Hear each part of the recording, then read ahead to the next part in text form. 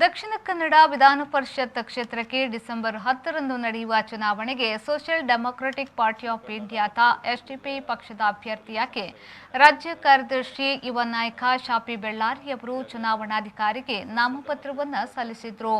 ಇದೇ ವೇಳೆ ಮಾತನಾಡಿದ ಅವರು, ಸ್ಥಳೀಯ ಸಂಸ್ಥೆಗಳಲ್ಲಿ ಇರುವಂತಹ ಸಮಸ್ಯೆ ಪರಿಹಾರವೇ ನನ್ನ ಗುರಿ ಎಂದು ಹೇಳಿದರು.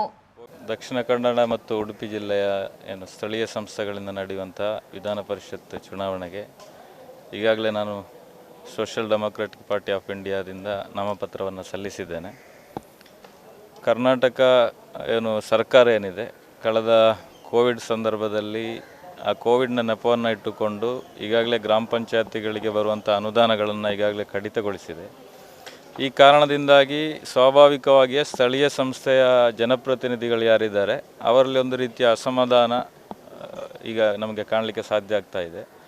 ಆದ್ದರಿಂದ ಈ ಸ್ಥಳೀಯ ಸಂಸ್ಥೆಗಳ ಸಮಸ್ಯೆಗಳೇನಿದೆ ಆ ಸಮಸ್ಯೆಗಳ ಧ್ವನಿಯಾಗಿ ನಾನು ಈ ಒಂದು ಚುನಾವಣೆಯನ್ನು ಕಂಟೆಸ್ಟ್ ಮಾಡ್ತಾ ಇದ್ದೇನೆ.